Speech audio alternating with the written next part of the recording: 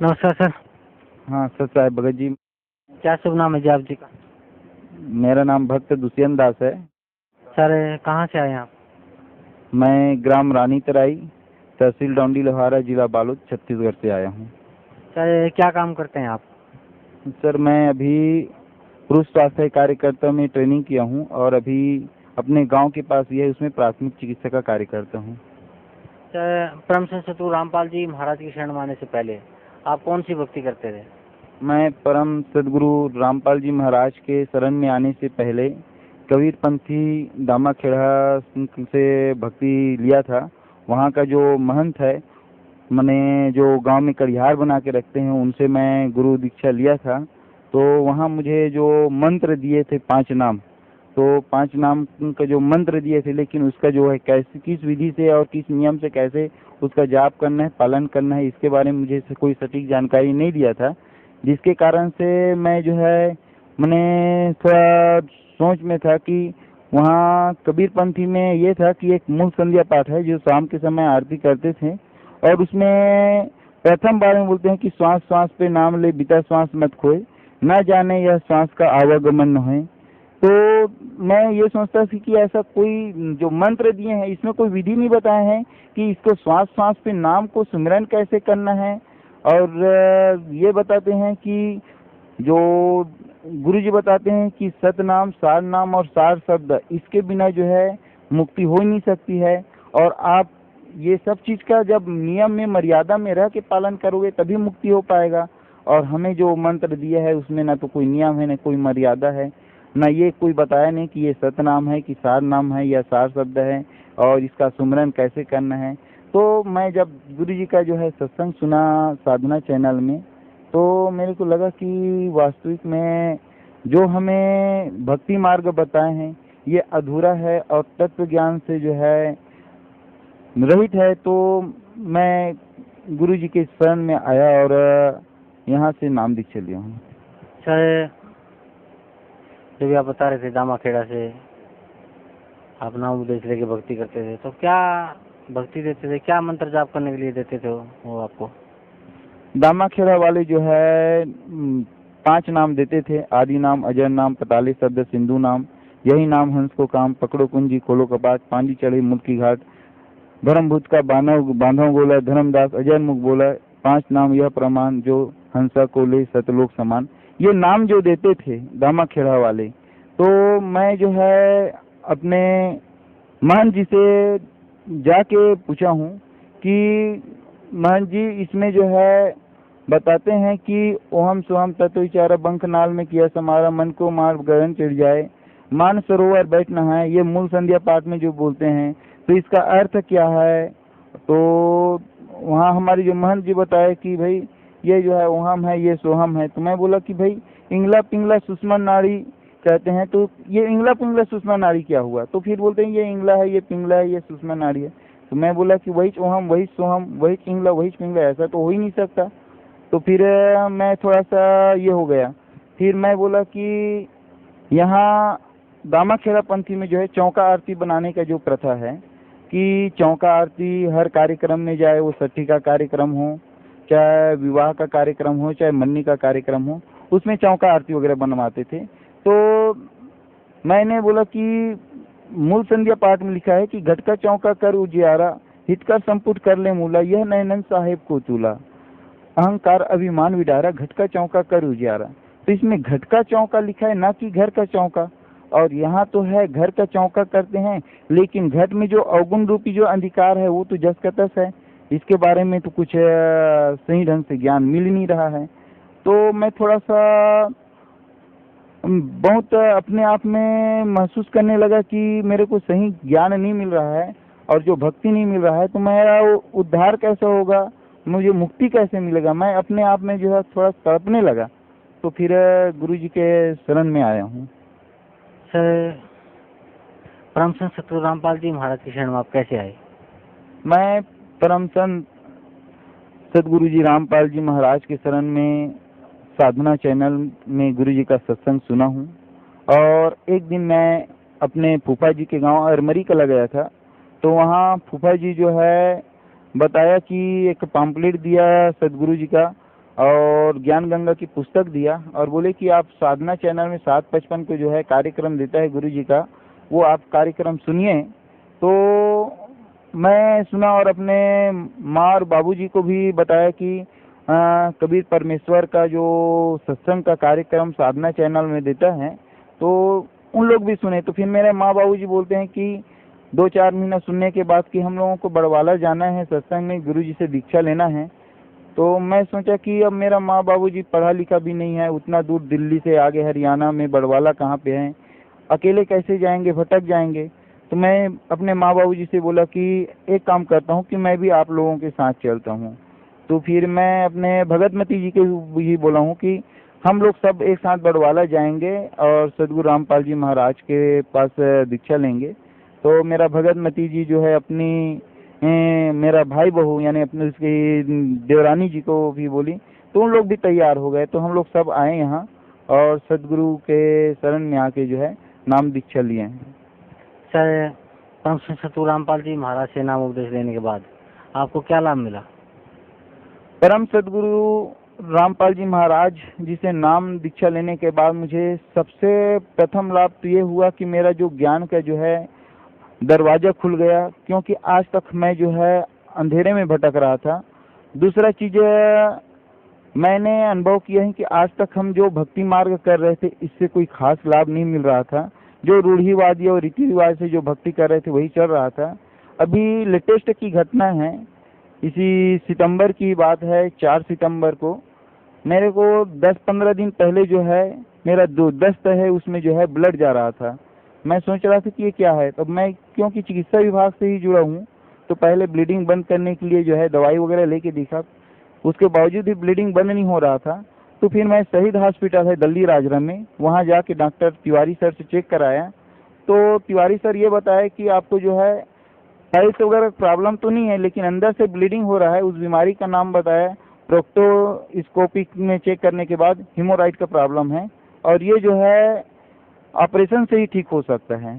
तो मैं वहाँ से फिर वापस आ गया कि तैयारी में 1-2 दिन के बाद आऊँगा, फिर ऑपरेशन करवाऊँगा। फिर घर आने के बाद मैं अपने भक्तमती को बताया कि भाई मेरे को ऑपरेशन करवाना है और 1-2 दिन के बाद जानना है। तो भक्तमती बोले कि सदगुरु रामपाल जी महाराज तो बड़े बड़े बीमारी को ठीक कर सकते हैं, तो आप पहले उसके पास अर्जी लगा लीजिए, क्योंकि जब बड़े बड़े बीमारी ठीक हो सकते हैं आपका छोटा मोटा बीमारी क्यों ठीक नहीं हो सकता है। तो मैं 6 तारीख के डेट में अर्जी यहाँ लगाया। तो उस डेट में क्या है सत्संग चालू था, तो भगत जी लोग बोले कि अभी 3 दिन तक के 6-7-8 को जो है अभी अर्जी नहीं लिखेंगे, गुरु जी मना किया है, उसके बाद आप अर्जी लगा सकते हैं। फिर मैं ये सोचा कि मेरा जो है ब्लीडिंग बढ़ रहा है, ज़्यादा ब्लीडिंग बढ़ जाएगा तो तकलीफ हो जाएगा। तो मैं ये सोच के जो है ऑपरेशन करवाने के लिए हॉस्पिटल चला गया। वहाँ ऑपरेशन करवाया। ऑपरेशन करवाने के बाद जो है 2-3 दिन के बाद वहाँ से डिस्चार्ज कर दिया। अब वहाँ से आने के बाद भी हॉस्पिटल में भी और वहाँ आने के बाद भी मेरा जो है ब्लीडिंग जो है बंद नहीं हो रहा था। फिर मैं परेशान हो गया कि अब कैसा करूँ, ऑपरेशन भी करवा लिया, उसके बावजूद भी ब्लीडिंग बंद नहीं हो रहा है। तो फिर मैं वापस जो है 13 तारीख को फिर अर्जी लगाया गुरु जी के पास कि गुरु जी मैं अब बहुत परेशान हूँ, दवाई खाया, दवाई से ठीक नहीं है, ऑपरेशन करवाया, ऑपरेशन के बाद भी ब्लड जा रहा है। तो फिर भगत जी बताया कि आपका अर्जी स्वीकार कर लिए, 101 नंबर में जो है आपका अर्जी है और आप शाम को 6 बजे इसका जो है समाधान आप पूछ लेना। फिर मैं बाद में फिर फ़ोन लगाया तो बताया गुरु जी कि आपको जो है ज्योति के लिए संकल्प लेना है, गुरु जी का आदेश है। तो मैं गुरु जी के जो जहाँ हम लोग पूजा करते हैं गुरु जी के ये के सामने, वहाँ पे गुरु जी का दंडवत प्रणाम किया और संकल्प लिया कि हे बंदी छोड़, आप मेरे सभी दुखों और कष्टों का निवारण करें, आप ही मेरे परमपिता परमात्मा हो। मुझसे जो गलती हो गई कि मैं आपके ऊपर विश्वास नहीं किया और इतना बड़ा और ऑपरेशन करवा लिया और ये किया, लेकिन फिर भी मुझे कोई परेशानी से जो है छुटकारा नहीं मिल रहा है। तो फिर जैसे ही मैं संकल्प लिया और 24 घंटे के बाद जो है मेरा जो दस्त में जो ब्लड जा रहा था वो परेशानी दूर हो गया। ये मुझे अभी वर्तमान में ही लाभ मिला है।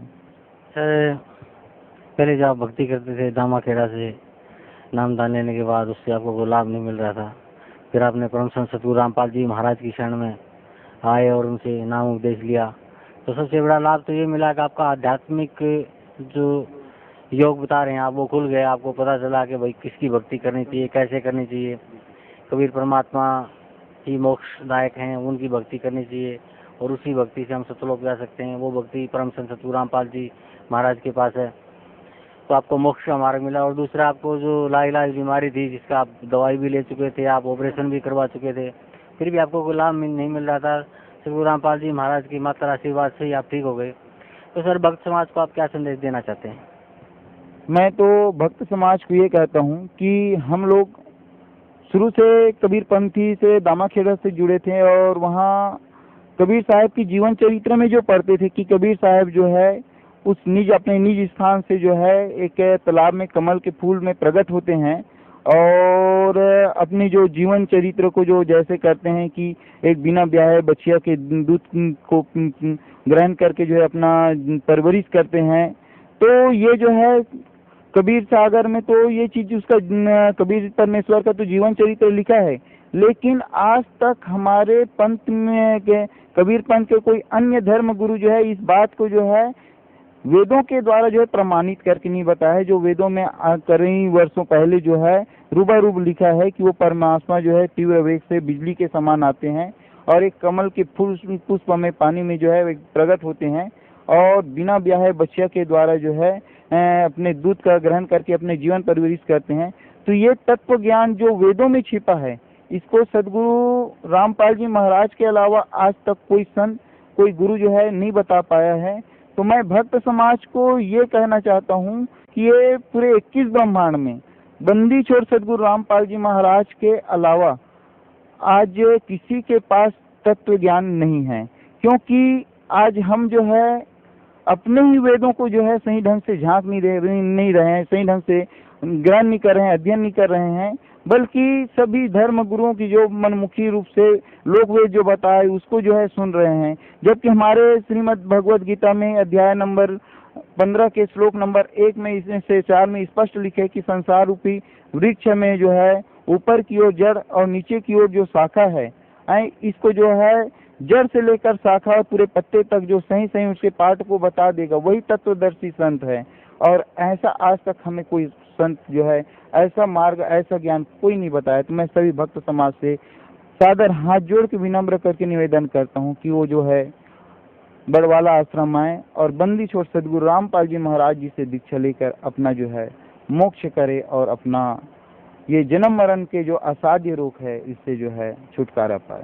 सर, पहले आप दामाखेड़ा से जुड़े हुए थे और एक बहुत बड़ी विडम्बना और बहुत बड़ा एक मैं समझता हूँ बहुत बड़ा दुख का कारण है कि इसी समाज में नकली कबीर पंथ भी फैला हुआ है और उनमें सबसे अहम भूमिका दामाखेड़ा वालों ने निभाई है। तो वहीं से आप जुड़े हुए थे। तो सर, फिर आपने वहाँ से हट के परम संत सतगुरु रामपाल जी महाराज से नाम उपदेश लिया और आपको जो लाभ मिला वो आप हमारे दर्शकों को बता ही चुके हैं। तो सर, मैं आप जी से यही प्रार्थना करता हूँ कि जो साधक जो भगत आज भी दामाखेड़ा से जुड़े हुए हैं, उन भक्तों को विशेष तौर पे आप क्या कहना चाहते हैं? मैं भक्त समाज से जो दामाखेड़ा जुड़ा हुआ है इसको ये बताना चाहता हूँ कि दामाखेड़ा वाले ये गारंटी और दावा करते हैं कि जो वंश 42 के द्वारा जो है नाम दीक्षा लेते हैं उसी की मुक्ति होगी, बाकी अन्य किसी अन्य कबीर पंथी से जो है नाम दीक्षा लेते हैं उसकी कभी मुक्ति नहीं हो सकती है। लेकिन अनुराग सागर में जो है पृष्ठ नंबर 138 से लेकर 140 में स्पष्ट रूप से कहा है कबीर परमेश्वर ने कि धर्मदास 6वीं पीढ़ी में तुम्हारा जो वंश है उसमें जो है काल का दूत आएगा और वो जो है तकसारी पंथ से जो है नाम दीक्षा लेके जो है अपनी चौका पद्धति जो है चालू करेंगे, और जो चौका पद्धति जो चालू करेंगे और जो लोग उससे चौका बनवाएंगे वो 184 में जाएंगे। क्योंकि दामाखेड़ा वाले ये कहते हैं कि जो नाम मंत्र धर्मदास साहब को कबीर परमेश्वर में दिया है वही मंत्र जो है आज हम अपने भक्त को देते हैं, लेकिन कबीर परमेश्वर जो है धर्मदास साहब को बार बार बोले हैं कि धर्मदास मोहे लाख दुहाई सार शब्द बाहर न जाए, सार शब्द बाहर पढ़ी तो बिचली पीढ़ी हंस नहीं तरही। तो इसमें धर्मदास साहब को इसलिए बताए हैं कि सार शब्द को अगर बाहर आज अगर भेद को खोल देंगे तो काल के दूत जो है बैठे हैं वो जो है इस पंथ को जो है पूरा भक्त समाज को, पूरा जीव को जो है भरमा के रख देंगे और उसको काल के मुंह में जो है ले जाएंगे। तो मैं ये कहता हूँ कि आज तक जो है दामाखेड़ा वाले जो बात जो बोल रहे थे कि वंश 42 के अलावा जो है किसी अन्य के साथ मुक्ति नहीं हो सकती है, तो मैं यही कहूँगा कि ये बात जो है निरर्थक है, क्योंकि उसमें कबीर सागर में ये भी लिखा है कि प्रत्येक वंश जो है 25 वर्ष और 20 दिन के गद्दी में रहेंगे। लेकिन ऐसे कबीर पंथ दामाखेड़ा में जो है 15वीं पीढ़ी चल रहे हैं, लेकिन ऐसा उसके जो नियम में जो है कोई भी पंथ जो है वस्तु स्थिति में नहीं चल रहे हैं। तो मैं ये कहता हूँ कि अपने सदग्रंथ को देखिए, कबीर सागर में जो लिखा बात है उसको एक बार अध्ययन करें। सदगुरु रामपाल जी महाराज की आप सत्संग सुनिए। आप ठीक है दामाखेड़ा से आप दीक्षित है, उनके अनुयायी हैं, लेकिन सत्य ज्ञान और तत्व ज्ञान को सुनने में समझने में कोई हर्ज नहीं है। आप उस तत्व ज्ञान को हृदय से सुनिए, समझिए, और उसके बाद आप जो है आप मनन कीजिए, विचार कीजिए। क्योंकि कबीर साहब जो है धर्मदास जी साहब को मना किए थे कि सार शब्द बाहर नहीं जाना चाहिए। आज 15वीं पीढ़ी में फिर वो धर्मदास के वंश जो बता रहे हैं उसमें जो है वो सार शब्द कहाँ से आ गए? तो ये जो है सार शब्द आया नहीं है, बल्कि ये मनमुखी रूप से जो है भक्त समाज को भ्रमित कर रहे हैं कि, और वहाँ जो दामाखेड़ा पंथ में जो महंत परंपरा जो चल रहे हैं, कड़ियार परंपरा, तो वहाँ जो है बाकी अन्य परंपरा में सिर्फ चौका आरती करके अपना जो जीविकोपार्जन की जो पद्धति कर रहे हैं वही कर रहे हैं, बाकी वास्तविक ज्ञान और वास्तविक नाम नहीं है। मैं भक्त समाज को सादर अनुरोध करता हूँ कि जो भक्ति कबीर परमेश्वर ने धर्मदास जी महाराज साहब को दिया था, वही नाम वही मंत्र आज बंदी छोड़ सदगुरु रामपाल जी महाराज सतलोक आश्रम बड़वाला में आज भक्त समाज को दे रहे हैं। और ये ऐसा मंत्र है जिससे जो है हमें मुक्ति मिल सकता है।